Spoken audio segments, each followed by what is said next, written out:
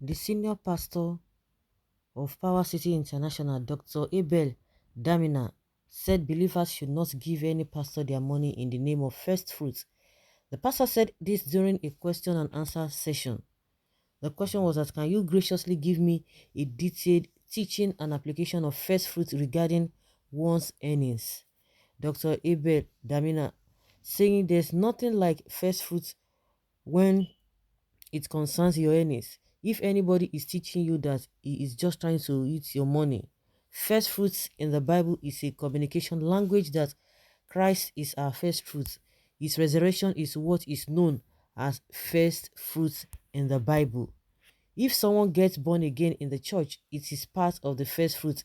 Therefore, first fruits has nothing to do with money. Don't give anybody your money in the name of first fruits. However, if you believe in a ministry and you want to bless them, you can give to support that ministry as a responsible child of God. Well, that is what Pastor Damina, I think that is okay. Okay. See, Doctor Damina was the pastor, is a man of God.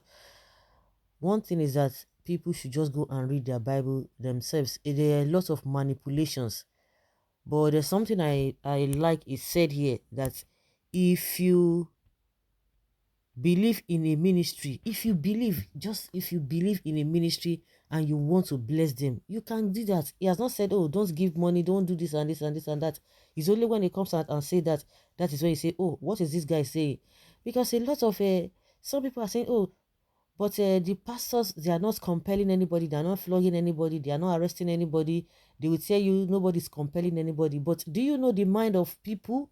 Do you know some things that you can say? There are some words you can tell somebody. It is better, it will be better for the person to be beaten than for you to say some of the words. We have a lot of threats from the pulpit. A lot of threats. You don't need anybody to use a to point gun at you or to start flogging you or lining you up to say, oh, come and serve this punishment if you don't do this. There are a lot of words, threatening words coming out from the altar. Like I said, a lot of people, people's minds are so different. Any little thing, when you begin to put fear inside people, oh, if you don't pay tithe, you go to fire. If you don't do this, you go to, oh, what is all of those things? Jesus himself did not preach, sermon of fear. But what we have these days, if you don't do this, if you don't do this, if you don't do this, and that is why I always say, no, go for yourself. But because of laziness of people, you just want somebody to be feeding you. But at the end of the day, there will be no excuse that say, oh, it was my pastor that led me, that misled me. It was my pastor that did this. It was my pastor. No, there will be no excuse. You're going to stand because you have everything at your disposal for you to be able to make your choice. Nobody's going to make your choice for you. So the choice you are making and the path which you are following will be used to judge you at the end of the day. Not what everybody, even those who are preaching heresy, those who are saying things out of point, they will still have to get their own blame. But you have that opportunity, you have that the grace which God has given to you to be able to choose, to be able to dissect, to be able to meditate on things. You don't just take anything like that. God has given you that brain. He has given you that wisdom. The spirit of God is in you, but you've decided not to do that. When the Bible says, look unto Jesus, the author and finisher of your faith. But no, you are looking unto one pastor. You have yourself to blame.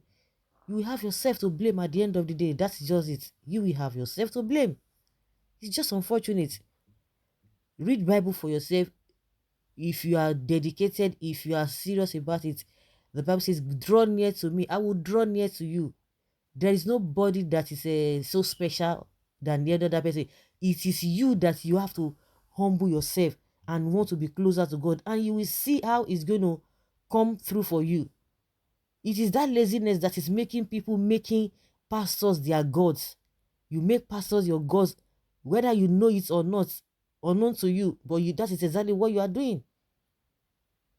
So this preaching from the pulpit, all these threats here and there, it is what is affecting a lot of people. No, go for yourself. Go and get knowledge. Go and get wisdom. You have it. Does anybody put food in your mouth? Don't you do that by yourself? So what is there that you cannot go to God himself to allow him interpret things for you. You know what and what you need to do so that you'll be able to get more revelation, but you don't want to do that. Somebody will not be telling you all cock and bull stories. Then why can't you? Why are you going to be holding that person responsible? You are going to be you are going to be blamed for you not even knowing God for yourself. That is it.